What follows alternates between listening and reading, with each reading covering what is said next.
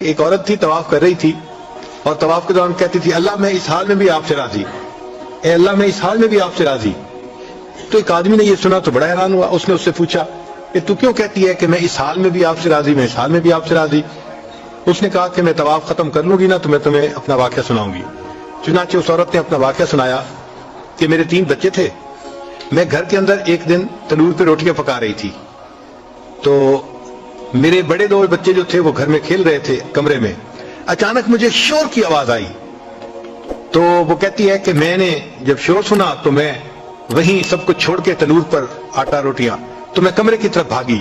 جب کمرے گئی تو میں نے ایک عجیب تماشا دیکھا کہ اس سے 1-2 دن پہلے میرے خاوند نے گھر میں بکری کو ذبح کیا تھا اور جس چھری سے بکری کو ذبح کیا تھا وہ اس نے کمرے میں رکھی تھی۔ تو میرے دونوں بچے کھیلتے کھیلتے ان میں سے ایک نے دوسرے کو کہا کہ تمہیں پتہ ہے کہ ابو نے بکری کو کیسے ذبح کیا تھا؟ تو دوسرا کہتے ہیں مجھے تو نہیں پتا۔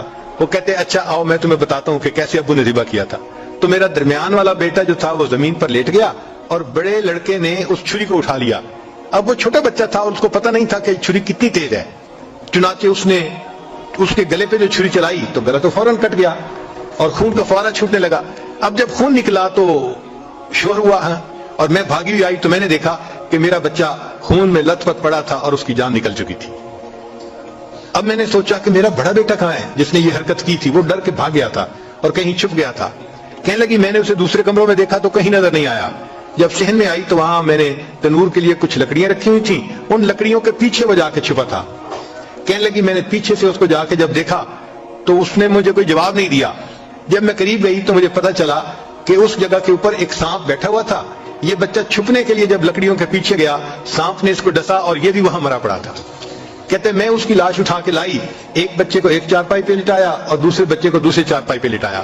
پھر اس کے بعد میں نے فیل کیا کہ میرا تیسرا چھوٹا بیٹا جو کرالنگ کرتا تھا، رینگتا تھا، وہ کہاں ہے؟ وہ مجھے نظر نہیں آ رہا تھا۔ کہنے لگی میں اٹھ کے جب جو ہے تنور کی طرف آئی تو میں نے دیکھا کہ اس نے کرال کیا اور وہ تنور کے اندر گر چکا تھا۔ تو میں نے اپنے زندہ بیٹے کو آگ کے اندر پورا جلتا ہوا دیکھا اور وہ بھی فوت ہو گیا تھا۔ تو میں نے تینوں بیٹوں کی لاشوں کو چارپائی پہ رکھا، پھر ان کو نہلایا، ان کو کفن دیے۔